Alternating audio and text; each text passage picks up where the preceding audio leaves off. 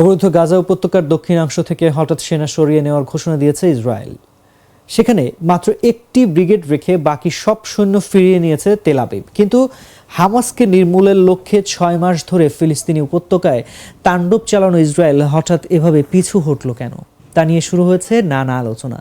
কাতার ভিত্তিক সংবাদ মাধ্যম আল জাজিরা বলছে, মূলত চলতি বছরের শুরু থেকেই গাজায় সৈন্য সংখ্যা কমিয়ে আনছিল ইসরায়েল। অবরুদ্ধ উপত্যকায় মানবিক বিপর্যয় রোধে ইসরায়েলের উপর যুক্তরাষ্ট্রসহ মিত্র দেশগুলোর চাপ ক্রমেই বাড়ছিল। হামাসকে নির্মূলে দক্ষিণ গাজার রাফা শহরে বেশ কিছুদিন ধরেই স্থল অভিযান চালানোর হুমকি দিয়ে আসছে ইসরায়েল। কিন্তু সাম্প্রতিক সৈন্য প্রত্যাহারের ঘটনায় ওই অভিযান পিছিয়ে যাবে কিনা তা এখনও নিশ্চিত নয়। ইসরায়েলি আগ্রাসনের মুখে রাফা শহরের আশ্রয় নিয়েছেন প্রায় 15 লাখ বাস্তুচ্যুত ফিলিস্তিনি। সেখানে ইসরায়েল স্থল অভিযান চালানো ভয়াবহ বিপর্যয় সৃষ্টি হবে বলে সতর্ক করেছেন বিশ্লেষকরা। যুদ্ধ কি তবে শেষের পথে? না, অন্তত ইসরায়েলের নিরাপত্তা বিশ্লেষক ওমের দস্তুরি তেমনটি মনে করেন না। তার বিশ্বাস, ইসরায়েলের এই সেনা প্রত্যাহার সম্পূর্ণ কৌশলগত সিদ্ধান্ত এবং এর অর্থ এই নয় যে যুদ্ধ শেষ হয়ে গেছে।